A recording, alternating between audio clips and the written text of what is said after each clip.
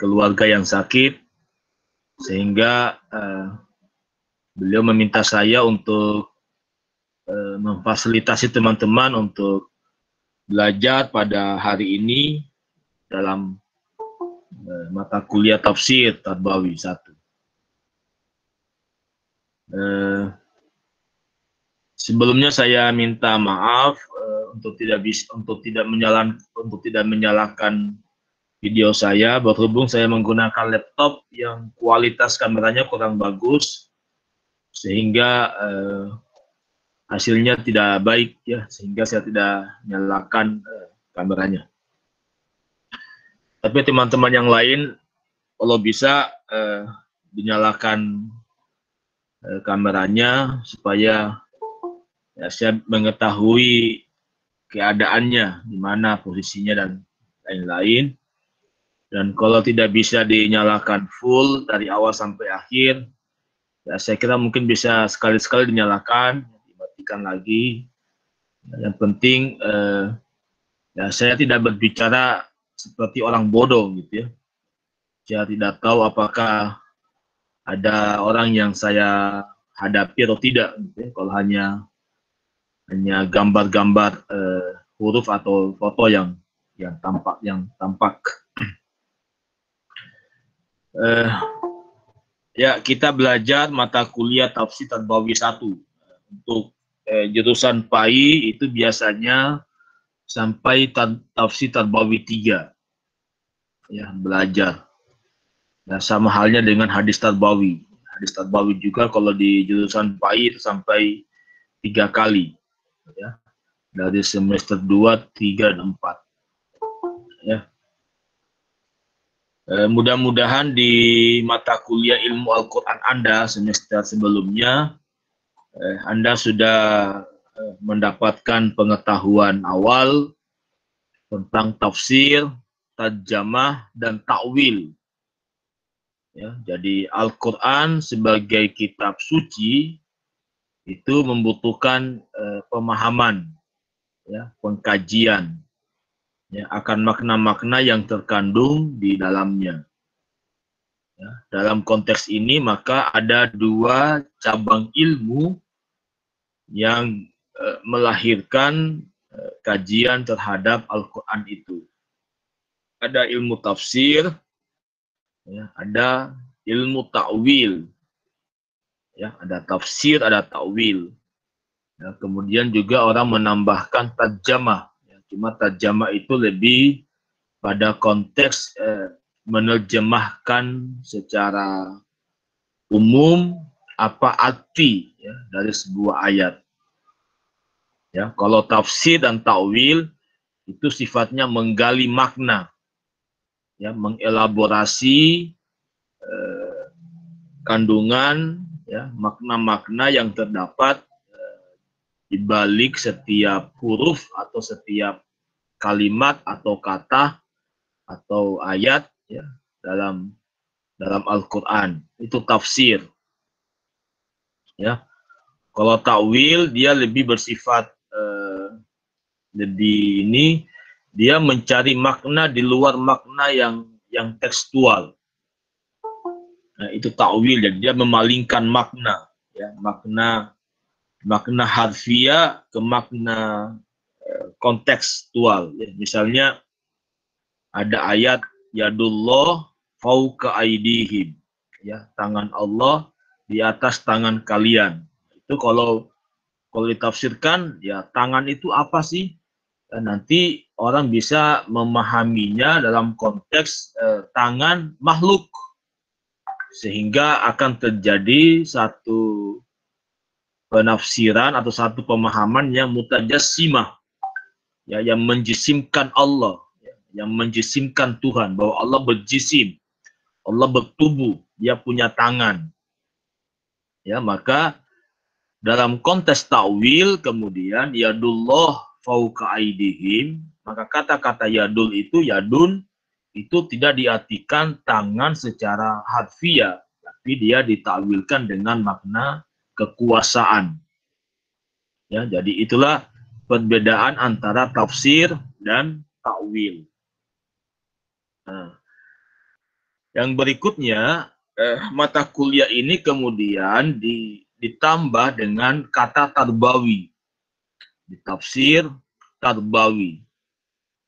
Nah, tarbawi itu bermakna pendidikan, ya. Rabbah, yurabbi, ya. Tarbiyah, ya. Pendidikan.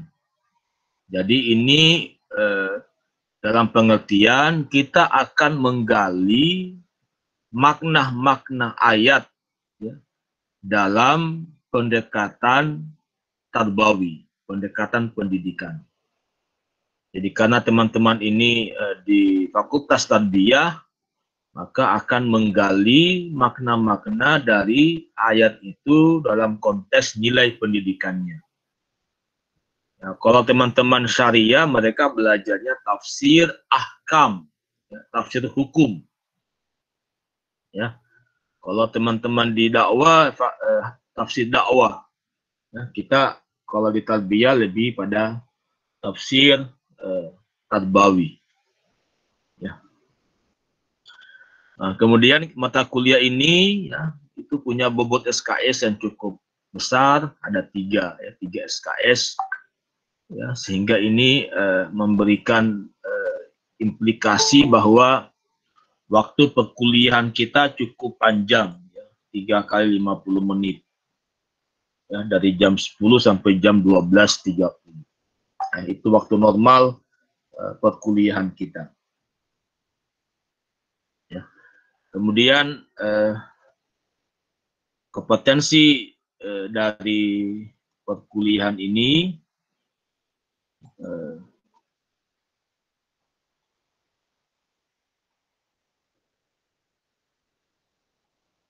ya, saya kira setiap pembelajaran senantiasa merujuk kepada tiga ranah, ya, dalam pembelajaran itu, ya, ada kognitif, afektif, dan psikomotorik, ya. Jadi ada pengetahuan, ya, ada pemahaman, ya. Setelah itu diharapkan menjadi sikap, ya, menjadi sikap, karakter, ya, yang harus kita miliki dari secara pribadi dalam pendidikan. Ya, secara dasar kompetensinya ini mengartikan kosakata, menerjemahkan ayat, menjelaskan asbabun nuzul, munasabah, menerangkan pokok kandungan ayat, ya, dan aspek pendidikannya serta kesimpulannya. Ya, ini kemudian diterjemahkan pada 10 indikator ini, ya. Jadi mengartikan kosakata, menerjemahkan ayat, menjelaskan tafsir mufradat, ya, menjelaskan sababun nuzul, menjelaskan munasabah, ya, tafsir ayat, ya, penafsiran ayat dengan penafsiran para mufassir, ya, menjelaskan ayat dengan mengaitkan pendapat para ahli pendidikan, ya, menerangkan aspek pendidikan yang dikandung oleh ayat, ya, dan menyimpulkan pokok-pokok kandungan ayat. Jadi ini indikatornya. Ya, misalnya mengartikan kosakata ayat. Jadi ayat itu diterjemahkan per kata. Misalnya Bismillahirrahmanirrahim. Ya, bi itu apa? Ismun. Apa artinya? Allah, Allah, Ar-Rahman, Ar-Rahim. Itu arti kosakata. Ya. Di setiap ayat, ya, diharapkan mampu diartikan dalam kosakatanya, per kosakata. Ya, tidak hanya terjemahan secara umum, tapi juga harus ada terjemahan kosakatanya. Ya, dari kosakata kemudian kita menerjemahkan ayat secara umum, ya, dengan menyebut nama Allah. Ya. Tapi kalau ditafsirkan kosakatanya kan bismi dengan ismu nama, Allah, Allah. Ya, tapi kalau diterjemahkan bebasnya dengan menyebut nama Allah. Ya. Kemudian ada bagian tafsir mufradat. Ya, Ini juga tafsir kosakata ini. Jadi kita mesti membedakan arti kosakata dan tafsir kosakata. Ya, kalau tafsir kosakata itu merujuk kepada makna dari setiap kata, ya, bukan arti, ya, makna. Misalnya dan makna kosakata atau tafsir kosakata itu bisa berimplikasi kepada kesimpulan hukum, ya, kesimpulan hukum dari ayat itu. Dan di antara keistimewaan bahasa Arab adalah kadangkala satu kata itu memiliki makna yang banyak, ya, tidak tunggal maknanya. Ya, misalnya dalam kajian fikih itu seringkali kita mendengarkan perbedaan-perbedaan pandangan ulama dalam fikih itu seringkali karena berbeda dalam memahami makna dari sebuah kosakata, dari sebuah kata. Ya, misalnya tentang batalnya wudhu, ya, ketika menyentuh lawan jenis, ya, yang bukan mahram. Ya, semua ayatnya sama. Semua ulama berpegang pada ayat yang sama. Ya, aula mastumun nisa, ya, menyentuh wanita, menyentuh perempuan. Ya, hanya saja kemudian makna kata lamastum itu kemudian dipahami berbeda. Ya, ada ulama yang memahami lamastum, lamasah itu bermakna menyentuh secara fisik, ya. Jadi pertemuan kulit dengan kulit itu sudah membatalkan wudhu, dan itu yang dipegangi oleh mazhab Syafi'i misalnya. Tapi ada pandangan yang memahami lamastum di situ, aula mastumun nisa. Lamastum di situ bukan sentuhan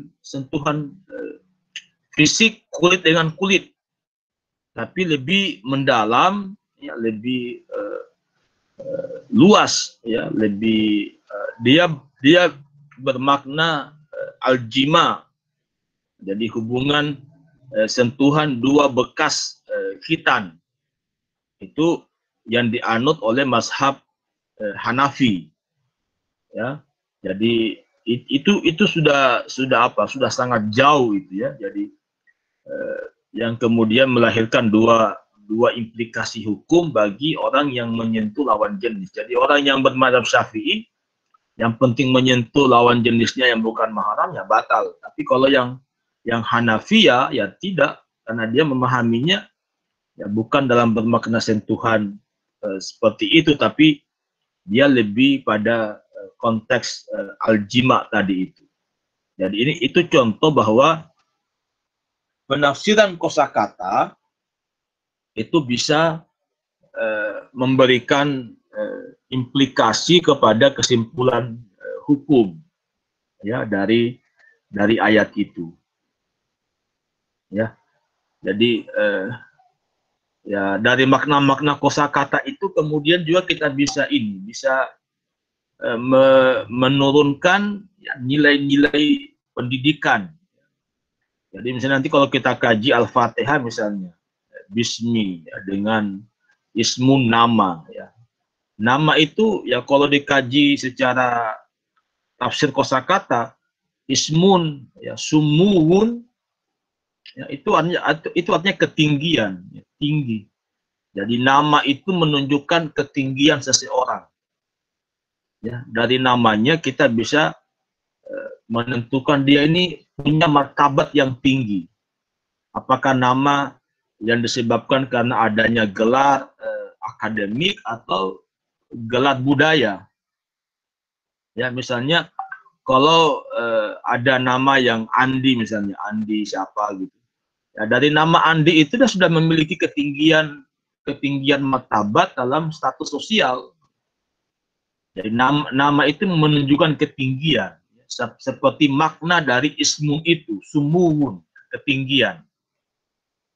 Ya, maka kemudian kan agama memberikan petunjuk pada kita untuk memberikan nama-nama yang baik ya, kepada anak ya, kepada orang ya, dilarang untuk memanggil dengan panggilan yang buruk ya, dengan nama-nama yang buruk ya, karena itu menunjukkan keburukan orang itu. Jadi situ posisi ya bagaimana peran ya, nama itu ya. Jadi itu contoh ya bagaimana kita menafsirkan kosakata atau kata dalam sebuah ayat.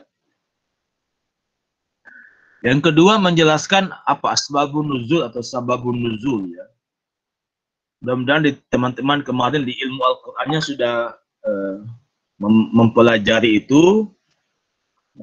Yang penting Anda ketahui ya, mudah-mudahan sudah diketahui juga bahwa tidak semua ayat itu memiliki asbabun nuzul ya, khususnya asbabun nuzul yang sifatnya khusus ya. Secara umum semua ayat punya asbabun nuzul ya. Dia turun dengan sebab untuk menjadi hidayah, jadi hudan, petunjuk ya. Tapi ada ayat-ayat tertentu yang kemudian turun didahului oleh peristiwa ya, ada kejadian, ada pertanyaan yang kemudian direspon oleh wahyu. Itu menjadi asbabun nuzul yang sifatnya khusus. Ya, tidak semua ayat punya itu ya. Nanti bagian ini saya kira nanti dikondisikan dengan apakah ayat itu memiliki asbabun nuzul atau tidak. Ya, kalau memiliki, kalau dia punya asbabun nuzul, dikemukakan apa asbabun nuzulnya. Karena asbabun nuzul juga itu akan memberikan implikasi kepada hukum. Ya, kepada hukum. Ya, misalnya mudah-mudahan di ilmu Qur'annya dosennya sudah menjelaskan itu ya. Misalnya kalau Anda baca ayat walillahil masyriq wal maghrib fa aynama tuwallu fasamma wajhullah ya. Kepunyaan Allah timur dan barat. Dimanapun Anda menghadap di situ ada wajah Allah. Ya, kalau orang yang tidak paham asbabun nuzul maka dia bisa berkesimpulan bahwa ternyata orang boleh sholat kemanapun arahnya. Ya, karena dimanapun kita menghadap, ke arah manapun kita menghadap, di situ ada wajah Allah. Itu bagi pemahaman jika tanpa dasar asbabun nuzul. Ya, padahal ayat ini ya sifatnya umum, dan secara khusus kan sudah jelas itu fawalli wajhaka syatral masjidil haram. Hadapkan wajahmu ke arah syatral masjidil haram. Jadi kalau kita hari ini tidak boleh lagi menghadap ke berbagai arah, mesti pada arah yang tepat. Ya. Nah, kapan digunakan ayat tadi itu walillahil masyriq wal maghrib? Ya, dalam posisi ketika seseorang misalnya tidak punya pengetahuan untuk menentukan arah yang tepat, ya, arah kiblat yang tepat untuk sholat, ya, maka ya dia bisa berdalilkan ayat itu. Tapi dalam kondisi yang normal, ya tidak boleh dalam sebuah masjid itu menghadap ke berbagai arah, ya kecuali di Masjidil Haram. Masjidil Haram boleh, ya karena di sana itu kan ada titik pusatnya, ya titik pusatnya Ka'bah. Dia ada di tengah-tengahnya, jadi boleh jadi ada sebelah sana menghadap Ka'bah. Ya, nanti kalau lihat siaran langsung sholat Masjidil Haram kan seperti itu ya, saling berhadap-hadapan orang, berhadapan dalam pengertian semua menghadap ke Ka'bah, ya. Hanya posisi yang berbeda. Nah, tapi kalau kita ya di tempat-tempat yang jauh ya, seperti Asia, Afrika misalnya, yaitu kita harus mencari titik di mana arah yang mengarahkan kita ke Mekah, ya, di mana Ka'bah itu ada di kota Mekah itu. Jadi itu penjelasan saya tentang bagaimana pengetahuan tentang asbabun nuzul itu sangat perlu kita sampaikan dalam menafsirkan sebuah ayat. Ya, supaya tidak salah dalam menarik kesimpulan. Ya, kemudian Anda juga mesti menjelaskan munasabah. Ya, munasabah itu adalah hubungan, kaitan, ya, ayat dengan ayat, kaitan ayat yang sebelum dan sesudahnya. Ya. Jadi karena Al-Quran ini merupakan satu kesatuan yang utuh, maka biasanya antar ayat itu punya hubungan makna. Dan itu yang menjadi kajian dari munasabah, ya, munasabah Al-Quran. Nah, setelah kita mengkaji asbabun nuzulnya, munasabahnya, baru kita masuk pada kajian penafsirannya.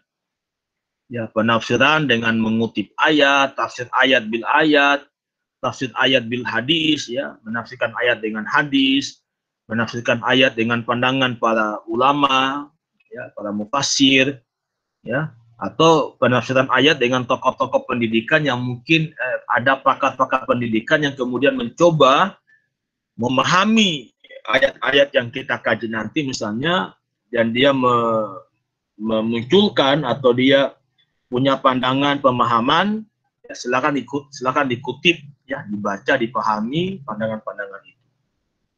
Ya, dari kegiatan penafsiran kemudian kita akan menyimpulkan pesan atau nilai pendidikan yang ada dalam ayat itu. Ya, apa kandungan pendidikannya, ya, dan kesimpulannya. Ya. Saya kira itu poin-poin yang akan nanti kita kaji dalam setiap tema yang kemudian tema-tema itu nanti dirujuk, ya, pada beberapa ayat tertentu. Ya. Ayatnya dikaji dengan sistematika seperti itu. Jadi ada tafsir,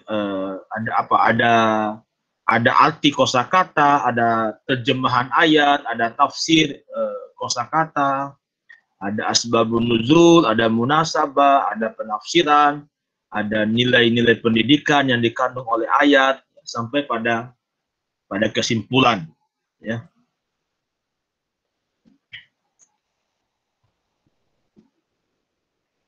Oke, berikutnya saya masuk ke bagian topik-topik, ya, kuliah kita.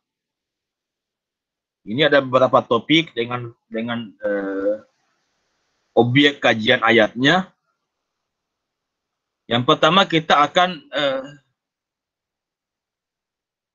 mendiskusikan atau mengkaji tafsir Al-Fatihah, ya, dengan rujukan Quran surah Al-Fatihah ayat 1 sampai 7. Ya, nanti ini yang kita kaji lebih jauh, ya. Al-Fatihah ini menjadi pembuka surah dan di dalamnya menggambarkan keseluruhan isi dari Al-Quran itu. Ya, jadi 6.000 ayat, ya, yang ada dalam Al-Quran, 6.000 ayat itu seluruh pesan-pesan kandungannya bisa direferensikan kepada Al-Fatihah. Ya. Yang di dalamnya ada 5, ya, kalau tidak salah, ya. Ada aspek akidah atau tauhid, ya, ada aspek ibadah, ada aspek keimanan kepada hari kemudian ada kisah, ya. Jadi akidah atau tauhid, ada keimanan kepada hari akhir, ada ibadah situ, ya, ada kisah, ya, cerita orang-orang yang dahulu, siratal ladzina an'amta 'alaihim ghairil maghdubi 'alaihim, itu bagian dari kisah, cerita. Dan saya kira Al-Quran yang 6.000 ayat itu banyak mengandung kisah, ya, banyak mengandung cerita, ya, cerita para nabi, dari Nabi Adam sampai Nabi Isa, banyak dalam itu, Nabi Muhammad, ya. Ada kisah umat-umat terdahulu, ya. Jadi Al-Quran itu banyak memberikan kisah kepada kita, makanya ada satu cabang ilmu dalam Al-Quran itu namanya qasasul Quran, ya, kisah-kisah dalam Al-Quran. Ya. Nanti kita akan kaji Fatihah ini, dan ya kalau mengkaji Fatihah sebenarnya tidak cukup hanya 3 jam. Ya, mengkaji Fatihah ini bisa kita lakukan 16 kali pertemuan sebenarnya. Ya, kalau kita mengkaji secara mendalam. ya dalam berbagai macam pendekatan. Ada satu kitab tafsir yang halamannya ribuan halaman itu hanya menafsirkan Al-Fatihah yang 7 ayat itu. Ya, 7 ayat. Yang berikutnya kita akan membahas tentang Allah. Allah dengan referensi Quran surah Al-Hasyr dengan As-Sajdah. Ya. Al-Hasyr ini akhir ayat ini ya, huwallazi la ilaha illahu alimul ghaib wasyahadah huwa rahmanur rahim, ya, dan seterusnya. Ya, nah, kita akan mengkaji, mengenali ya siapa itu Allah. Ya, boleh jadi Allah yang saya pahami dengan Allah yang Anda pahami bisa berbeda. Ya, kita punya persepsi yang berbeda-beda tentang Tuhan. Tuhan yang mana kita persepsikan. Nah, secara sebagai pengantar ada pandangan dari seorang pakar Jepang ya yang menulis buku The Tao of Islam. Ya, Sachiko Murata namanya. Dia mendeskripsikan atau dia menjelaskan bahwa sifat-sifat Tuhan yang 99 itu bisa dikategorisasikan dalam dua. Ada dalam dua sifat. Ya. Ada namanya sifat jalaliyah, keagungan Allah, ketinggian Allah, dan ada sifat jamaliyah, ya, keindahan. Jadi kalau mau dipahami lebih mudah, ada sifat yang maskulin, ada sifat yang feminin. Ya, maskulin itu ketinggian, ya, kemahakuasaan. Ya, kalau feminin yang kelembutan. Misalnya kalau dia Al-Jabbar, kalau dia Al-Qahhar, ya, kalau dia Zuntikom, itu semuanya jalaliyah, aspek yang menunjukkan kemahakuasaan Allah, ketinggian. Ya. Tapi ada aspek-aspek yang jamaliyah, yang feminin, kelembutan. Dia Rahim, dia Rahman, dia Wadud, ya, dia Latif, ya, lembut, ya, itu jamaliyah. Nah, dan kita manusia juga sebagai sebagai pancaran ilahi, pancaran Tuhan, atau dalam bahasa tasawuf itu manusia itu cermin Tuhan untuk melihat dirinya. Ya. Dan manusia juga memiliki karakter itu, karakter jalaliyah dan karakter jamaliyah. Ya, setiap manusia ya, laki-laki perempuan pasti punya itu, punya sisi maskulin dan sisi feminin. Ya, jadi laki-laki itu meskipun dia maskulin, ada juga sisi femininnya.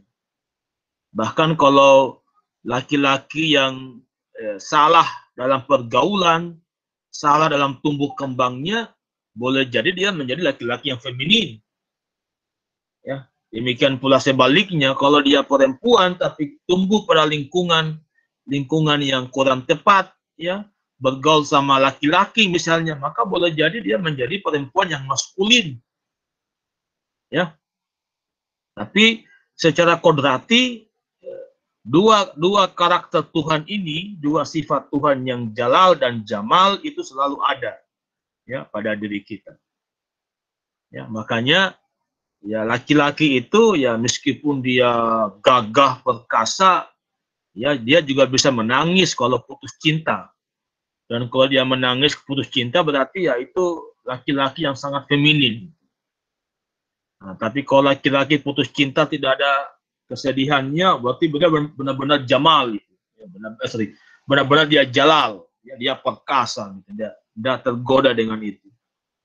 Ya, tapi sekali lagi yakinlah kalau Anda bisa mengenali diri Anda masing-masing, diri Anda itu senantiasa mengandung anasir jalal dan jamal sebagai cermin Tuhan. Ya.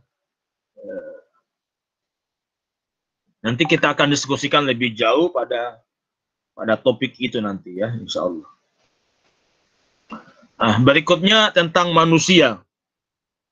Setelah Allah, kita membahas manusia. Tadi saya katakan manusia itu cermin Tuhan. Jadi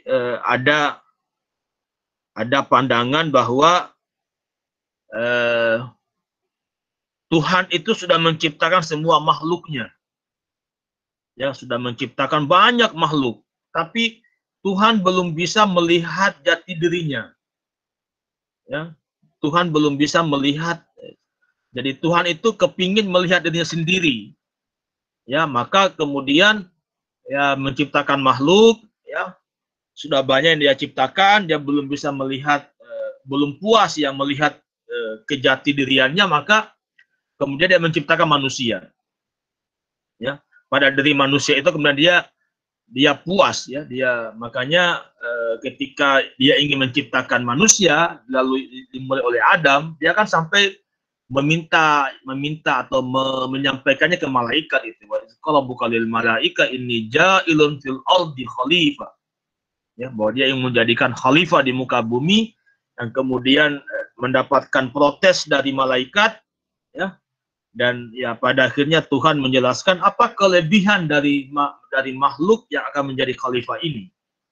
Dan kalau kita membaca Al-Baqarah di ayat 30 seterusnya itu, saya kira aspek ilmu ya, wa 'allama Adam al-asma. Ya, ilmu menjadi satu kualitas lebih yang dimiliki oleh manusia sehingga dia layak untuk memimpin bumi ini. Ya, menguasai dan mengolah, ya, memakmurkan bumi ini. Ya. Nah, kita juga penting memahami diri kita sendiri ya, tentang diri manusia itu. Ya, meskipun seorang pakar Alexis Carrel dia mengatakan bahwa manusia itu adalah makhluk yang sulit untuk diidentifikasi. Ya, manusia makhluk yang sulit dikenal. Ya, begitu sulitnya manusia dikenali, maka banyak konsep tentang manusia itu dalam berbagai macam cabang ilmu kan. Ada menyebut manusia makhluk sosial, manusia homo economicus, manusia zon politikon, ya, manusia itu binatang yang berbicara, ya, macam-macam konsep manusia yang dikemukakan karena begitu begitu uniknya ya makhluk yang bernama manusia itu. Ya. Tetapi kemudian Al-Qur'an saya kira punya konsep ya, punya pandangan yang lain tentang siapa manusia itu. Ya, nanti kita akan kaji ya dengan mereferensikan ke Quran surah At-Tin ya. Ada beberapa surah yang nanti kita akan kaji di situ. Oke, setelah kita mendiskusikan tentang manusia, kita pindah ke tema tentang alam. Ya, alam itu ada segala sesuatu selain Allah. Itu alam. Ya, jadi Anda juga itu alam. Jadi manusia itu satu alam, dan alam itu banyak ya, karena dia al-alamin, Rabbul alamin. Jadi banyak alam. Ya, ada alam hayawan, ada alam hewan, ada alam tumbuhan, ada alam malakut, ya, ada alam manusia. Ya, manusia itu bagian dari satu alam. Ya, makanya kita mengenal misalnya ada makrokosmos, ada mikrokosmos, ada alam besar dan ada alam kecil. Ya, biasanya makrokosmos itu alam besar, ya, alam yang kita diami, huni hari ini. Itu makrokosmos. Ya, dalamnya ada tumbuhan, ada hewan, ada gunung dan macam-macam itu ya. Yang mikrokosmos itulah manusia.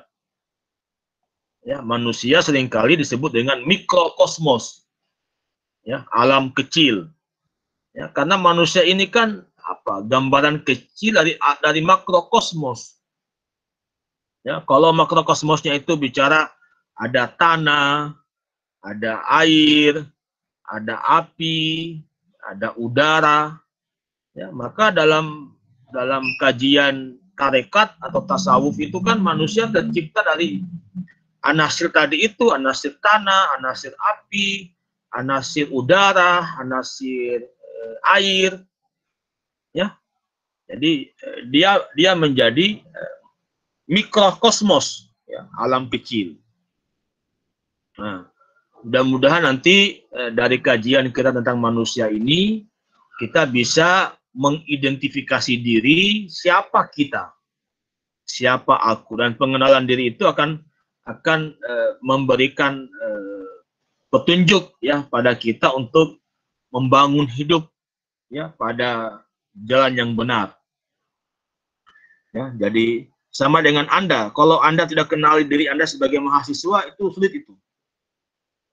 Ya, jadi sebagai mahasiswa Anda mesti tahu diri, saya mahasiswa, saya punya kewajiban ini, punya hak ini, punya tugas ini. Ya, maka lakukanlah kewajiban Anda, mintalah hak Anda, lakukan tugas Anda, ya, untuk bisa mencapai kesuksesan. Gitu. Itu artinya mahasiswa yang tahu diri. Ya, sama dengan manusia. Ya, kalau manusia tahu diri, maka dia akan menjalani kehidupannya dengan benar. Ya, kalau tidak tahu diri, ya rusak hidupnya. Ya, rusak. Ya, bahkan kerusakan hidup manusia yang tidak tahu diri pada akhirnya nanti di Yatin itu katanya asfala safilin, gitu. Jatuh pada derajat yang paling hina, ya, paling rendah. Ya. Kemudian setelah alam kita pindah ke risalah, ya. Risalah itu adalah surat-surat Tuhan, ya, surat-surat Tuhan untuk manusia. Jadi Allah itu sangat mencintai manusia, ya. Allah sangat cinta pada manusia, ya, sehingga dia tidak ingin manusia jatuh pada kehinaan, ya, jatuh pada keburukan, ya. Maka dia berikan petunjuk, ya, petunjuk itu kemudian termanifestasikan dalam risalah yang dibawa oleh para nabi, oleh manusia-manusia pilihan, ya, nabi dan rasul. Ya, nanti kita kaji apa risalah itu, apa tujuan dari risalah. Ya, risalah itu bisa kerasulan, ya, tentang rasul, ya, tentang rasul, dan apa yang dibawa oleh rasul itu risalah. Ya, risalah kenabian atau risalah kerasulan. Ya, setelah kita mengkaji risalah, kita akan mengkaji tentang akhirat. Ya, mengkaji tentang akhirat. Ya, ini juga penting ini. Jadi, kenapa Allah memberikan kita risalah? Supaya kita tidak tergelincir dari kehidupan dunia ini. Ya, karena dunia ini bukan dunia kita. Ya, bukan. Jadi, meskipun Allah memilih kita untuk menjadi khalifah di muka bumi, tapi kita bukan makhluk bumi. Ya, bukan makhluk dunia. Ya, bahkan Al-Quran itu seringkali memberikan penjelasan pada kita bahwa dunia ini begitu hina, ya. Ya'lamu annamal hayatud dunya la'ibun walahwun wazina, ya, jadi rendah sekali dunia ini.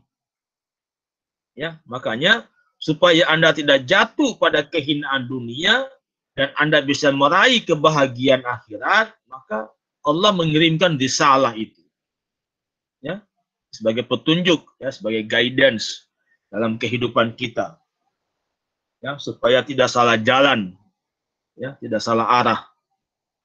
Ya, dalam risalah itu menjelaskan aspek-aspek kebaikan dan keburukan. Itu tema berikutnya. Ya, jadi supaya Anda tidak jatuh pada kesengsaraan di akhirat, maka Anda mesti menjauhi keburukan yang Allah telah jelaskan. Ya, atau kalau Anda ingin mencari kebahagiaan di akhirat dengan surganya, maka Anda mesti memperbanyak kebaikan. Ya, Anda mesti memperbanyak kebaikan dan, ya, paling tidak menjauhi keburukan itu. Ya, dan dalam Al-Quran, dalam risalah Allah itu sudah sangat jelas itu. Ya, sudah sangat jelas yang mana itu yang baik, yang mana itu yang buruk, sudah jelas. Ya, yang dalam bahasa fikih itu al halalu bainun wal haramu bainun. Ya, yang halal, yang baik sudah jelas. Ya, yang haram, yang buruk ya sudah jelas juga gitu. Ya. Makanya kita untuk selamat dari kehidupan dunia ini ya, diberikan dua pedoman hidup, ya, dua pusaka besar, dua wasiat, ya, Al-Quran dan Sunnah. Di situ kita akan bisa menemukan informasi-informasi apa saja kebaikan-kebaikan itu, apa saja keburukan-keburukan itu. Ya. Dan ya manusia ini sangat unik, tadi saya katakan, diciptakan oleh Allah dengan potensi kebaikan dan potensi keburukan. Nah, jadi manusia itu dia apa ya? Dia makhluk ganda. Satu sisi bisa baik, satu sisi buruk. Ya, kalau Anda baca Asy-Syams itu ya, fa'alhamaha fujuraha wa taqwaha. Ya. Pada diri manusia itu telah diilhamkan potensi fujur, ya, potensi keburukan dan potensi takwaha, kebaikan. Ya, makanya membutuhkan risalah, ya, membutuhkan risalah. Ya, agar dengan risalah Tuhan ini manusia tetap pada jalan kebaikan, tidak jatuh pada jalan keburukan. Nah, meskipun kita bukan malaikat, tetap ada potensi jatuh pada keburukan, sehingga Allah ya punya pintu, ya, pintu tobat, ya, pintu ampunan, ya, karena Tuhan sadar bahwa ya kita ini bukan malaikat yang tanpa nafsu. Ya, kita punya nafsu. Ya, dan Al-Qur'an menggambarkan di awal juz 13 itu, wa ma ubarriyu nafsi inna nafsa la ammaratum bisu illa ma rahima rabbi. Ya, hawa nafsu itu selalu mendorong kita untuk berbuat buruk, ya, berbuat jahat. Itu nafsu. Maka nafsu mesti kita bimbing dengan risalah, dengan petunjuk Allah, petunjuk Nabi, ya, supaya tidak salah jalan. Ya. Oke, setelah kebaikan keburukan, tema-tema berikutnya ada masyarakat. Ya, masyarakat ini saya kira kebaikan dan kebaikan keburukan masyarakat sangat tergantung pribadi dari masyarakat itu, ya. Membentuk masyarakat yang baik diawali dari keluarga yang baik. Ya, jadi keluarga yang baik akan membentuk masyarakat yang baik, masyarakat yang membentuk bangsa yang baik. Jadi ini semuanya punya hubungan itu, ya. Punya hubungan, ya. Masyarakat dalam dunia pendidikan dia menjadi apa? Menjadi objek, ya, menjadi objek pendidikan, ya. Ada pendidikan formal, ada pendidikan non formal, ada informal, semuanya berlangsung di masyarakat. Ya, Anda ini kan sedang mencari ilmu, dan ilmu Anda bukan diuji di perguruan tinggi, diuji di masyarakat. Ya, masyarakat yang menguji Anda. Ya, bahkan kadangkala masyarakat itu tidak tahu itu. Ya, selama dia tahu bahwa dia kuliah di UIN, ya semuanya pasti bisa ceramah gitu. Ya, makanya teman-teman yang kuliah di farmasi, kuliah di keperawatan, nah, tidak tahu itu. Ya, kalau dia sudah pulang ke kampungnya, kuliah di mana Kina? Di UIN. Oh, pasti Anda jago ceramah ini. Bisa jadi imam. Ya, padahal tidak semua. Ya. Jadi ujian ilmu, ujian pendidikan itu bukan di perguruan tinggi yang secara umum, tapi yang paling utama dari masyarakat. Gitu. Nanti beberapa ayat kita kaji di situ, ada di Al-Hujarat, ya, ada di Al-Rad, ada di Al-Anfal, Al-Baqarah itu. Nah, kemudian kita akan membahas tentang hubungan antar agama. Ya, yang kita hari ini mengenalinya dengan moderasi beragama. Kita mesti membangun pribadi-pribadi yang moderat. yang tidak ekstrim, yang tidak radikal, ya. Jadi radikal dalam beragama secara keyakinan boleh, tapi jangan kemudian keyakinan kita itu menyerang agama lain, ya, menganggap menganggap sesat orang lain, itu tidak boleh, ya. Itu bagian dari keyakinan-keyakinan radikal, gitu ya. Kemudian ibadah, ya, tentang ibadah ada surah Ar-Rum, ada surah Luqman, ya. Kemudian ilmu pengetahuan dan Islam. Ini saya kira ada beberapa tema, 12 tema yang nanti kita akan diskusikan. Nanti kita tambah satu supaya mencukupi 16 tema yang kita akan diskusikan dari referensi-referensi ayat-ayat yang kita kaji. Berikutnya sumber rujukan, referensi, ya. Ini saya kira beberapa kitab, beberapa karya yang Anda bisa baca, ya, dalam menelaah setiap ayat, ya. Dan saya kira sudah banyak juga kitab-kitab tafsir yang berbahasa Indonesia. Anda juga bisa menggunakan itu, ya. Silakan gunakan itu untuk Anda baca. Kemudian ya metode perkuliahan pembelajarannya ada ceramah, ada tugas mandiri, ada tugas kelompok, ada diskusi kelompok, ada diskusi kelas, ya, dan tanya jawab. Ya. Kemudian bagian akhirnya ini evaluasi. Evaluasinya ada keaktifan, ada perilaku akhlak, tugas mandiri kelompok, ujian mid semester, ujian akhir semester. Dan minimal Anda mengikuti kuliah paling tidak 75%, ya, harus mencukupi 75% kehadiran, ya. 4 kali tidak hadir itu sudah tidak bisa mengikuti ujian akhir, ya, dari mata kuliah ini. Oke, saya kira itu poin-poin penting yang saya ingin sampaikan. Kemudian berkaitan dengan secara rinci, ya, secara rinci tugas-tugas Anda. Yang pertama adalah tema-tema ini nanti dibagi secara kelompok. Nanti ketua tingkatnya yang memfasilitasi, ya, membuat kelompok, ya, 13 kelompok dibagi, ya, nanti satu temanya menyusul, ya, nanti saya berikan tema ke-13 nanti kalau saya sudah rumuskan, ya, 13 kelompok. Ya, kelompok itu membuat makalah, ya, hanya karena Anda ini berada pada lokasi yang berbeda-beda di kampung masing-masing, maka silakan dibagi sesuai dengan materi kajian. Ya, misalnya gini, kelompok 1 yang membahas tentang Al-Fatihah. Al-Fatihah 7 ayat. Ya, 7 ayat. Kalau misalnya anggota kelompoknya ada 4 orang, misalnya 4 orang, maka dibagilah itu. Ayat 1 misalnya siapa, ayat 2, 3 siapa, 4, 5 siapa, 6, 7 siapa, masing-masing kerja. Ya, kalau sudah dikerja masing-masing, silakan dikirim ke 1 orang untuk menyatukan, ya, untuk menyatukan menjadi 1 makalah, ya.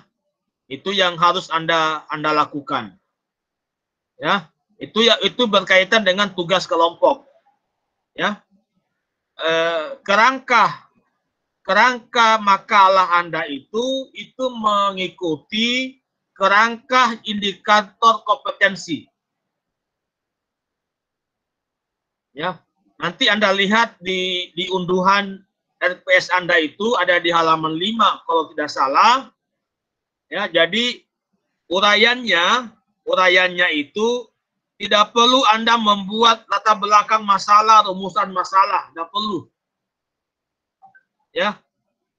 Jadi tidak perlu Anda membuat latar belakang, rumusan masalah. Langsung saja misalnya tafsir Quran surah Al-Fatihah. Ya, bagian A-nya teks ayat. Ya, teks ayat. Anda tuliskan ayat surah Al-Fatihah itu, 7 ayat. Ya, bagian B Anda tuliskan arti kosakata. Ya, arti kosakatanya. Misalnya bi dengan, ismun nama, Allah Allah, Ar-Rahman pengasih, Ar-Rahim penyayang, Alhamdu segala puji, lillah bagi Allah. Ya, itu dijelaskan dalam arti kosakata. Ya, arti perkata. Ya, bagian C baru muncul terjemah ayat. Terjemahan ayat secara utuh. Ya, terjemahan ayat secara utuh. Ya. Bagian D itu Anda mengartikan tafsir mufradat. Tafsir kosakata. Bi itu apa? Bi itu harfun jar yang diartikan dengan. Ya, itu misalnya ismun itu dari kata sumuwun, ketinggian. Allah itu tafsir kosakata. Ya, yang kelima bagian E-nya jelaskan asbabun nuzulnya kalau ada.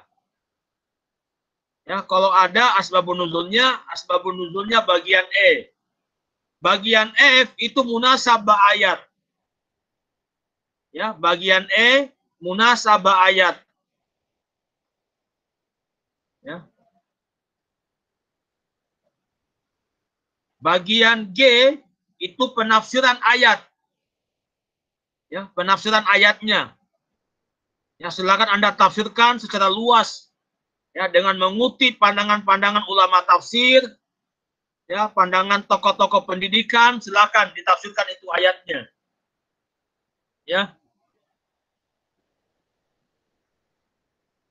Bagian I, ya, bagian I-nya, bagian ke-8-nya I itu nilai-nilai pendidikan. Ya, nilai-nilai pendidikan yang terkandung dalam ayat itu. Ya, Anda jelaskan itu nilai pendidikannya. Ya, bagian J, ya, bagian yang ke-9 kesimpulan. Ya, kesimpulan. Ya, jadi ada 9 bagian yang Anda mesti jelaskan dari setiap ayat yang Anda kaji. Ya, 9 bagian itu. Ya, dan itu bisa dilakukan individu dalam kelompok itu sesuai tugas yang diberi oleh kelompoknya. Oke, mudah-mudahan jelas sampai situ ya, teman-teman. Ya, Ustaz. Ya, Ustaz. Oke. Sampai kapan batas tugas kelompok, ada tugas mandiri. Ya. Tugas mandirinya adalah membuat catatan resume, ya, catatan resume berkaitan dengan tema yang kita akan bahas pada pertemuan berikutnya. Ya. Jadi misalnya minggu depan kita membahas Al-Fatihah. Maka semua teman-teman, ya, termasuk juga pemakalah, kalau dia mau buat, pemakalah juga buat resume, ya, resume tentang ayat yang akan kita diskusikan. Nah, kalau tadi makalahnya berisikan 9 bagian, ya, 9 poin yang mesti ada, kalau di resumenya itu cukup 2 saja. 2 poin. Yang pertama ayatnya Anda tuliskan. Yang kedua, langsung Anda simpulkan apa nilai pendidikan dari ayat itu. Ya, tugas mandiri ini diharapkan agar ketika Anda diskusi, Anda sudah punya peluru untuk berdiskusi.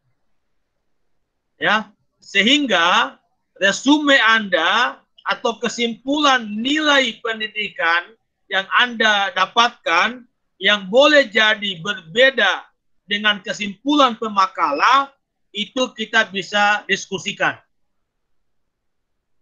Ya. Dan tugas mandiri ini Anda kirim lewat Lentera.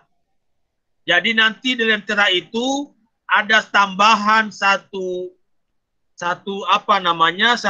program atau satu tugas.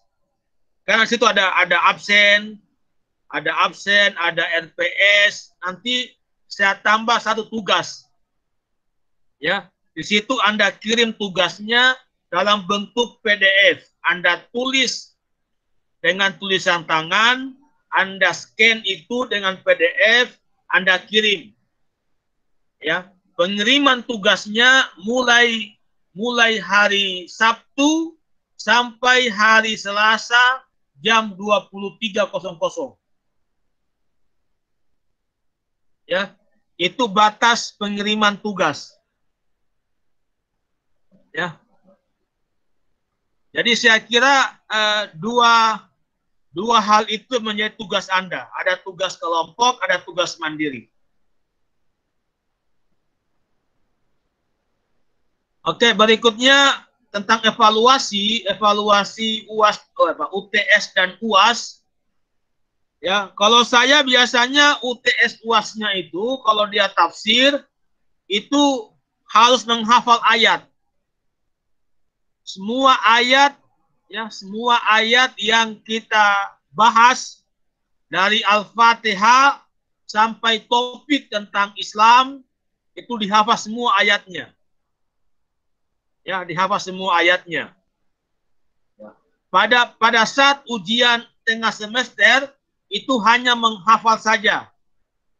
Tapi pada saat ujian akhir semester, selain menghafal, saya juga tanyakan kandungan pendidikannya pada ayat yang kamu hafal itu.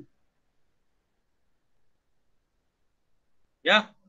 Jadi pada saat ujian tengah semester, Anda cukup menghafal ayat.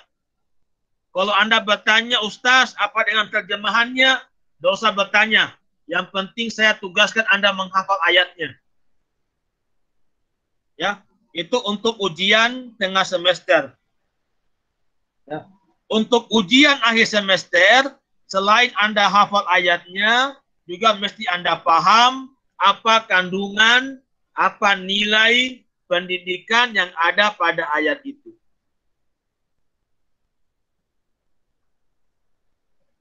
Saya kira jelas ya, teman-teman. Jelas, Ustaz. Iya, Ustaz, jelas. Kalau jelas, kalau ada pertanyaan silakan. Saya, Ustaz. Ya, silakan. Yang mengenai kehadiran, Ustaz. Kan di situ keterangannya 10 menit keterlambatan, tuh, Ustaz. Ya. Beberapa orang hari ini mengeluh di saya, Ustaz. Banyak yang terlambat absen. Karena tidak tahu itu, Ustaz. Maksudnya dikasih toleransi untuk hari ini atau tidak, Ustaz? Bagaimana? Karena hari ini tuh, Ustaz, banyak yang lambat mengabsen. Dari Ustaz dikasih toleransi atau tidak? Ya, untuk pertemuan awal saya kira masih bisa dimaklumi ya. Ya, Ustaz. Tapi nanti pertemuan berikutnya saya kira waktu absennya hanya 10 menit saja gitu. Kalau terlambat Anda mengabsen ya apa boleh buat ya. Iya, Ustaz, makasih.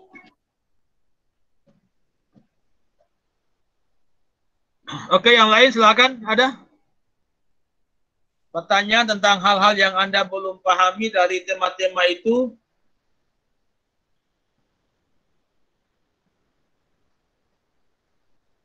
Ustaz. Silakan Anwar. Materinya tentang seputar arah kiblat tadi, Ustaz.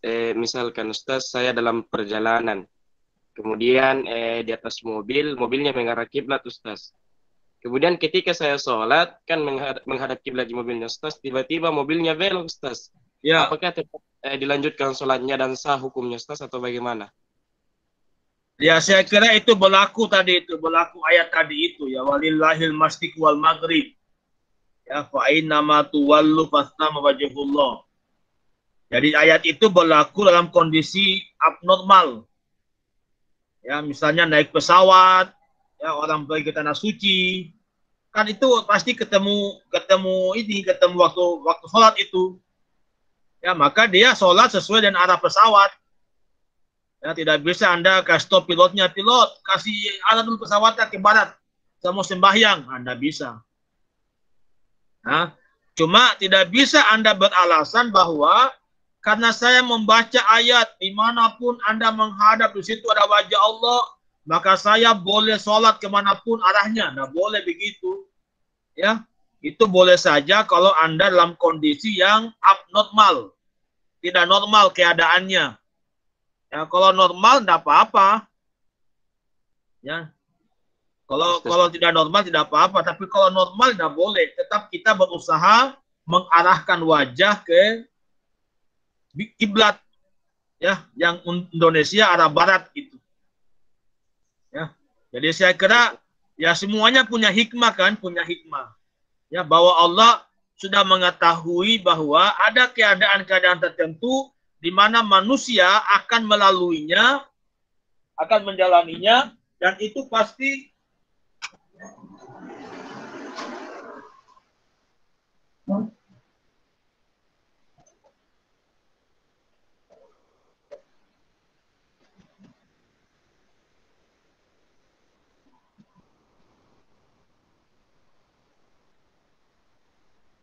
terjadi ya.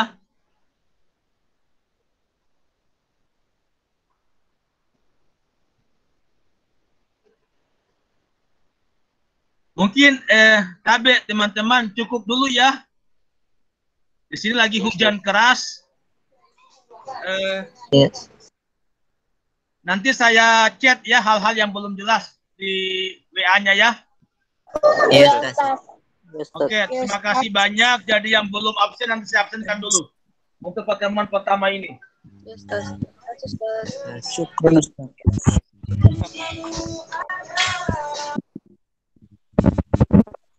Alvin tidak mencetak kita lalu hadir.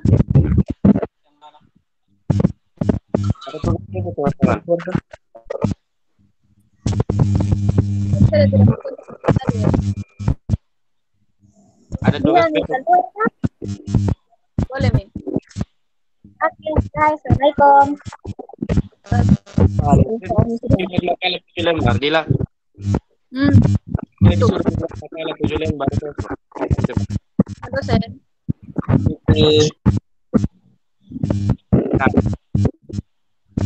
Tunggu dulu. Kenapa bisa, Sen?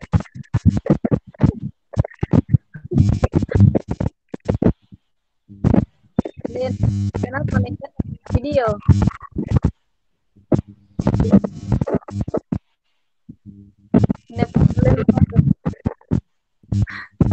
Bisa besar.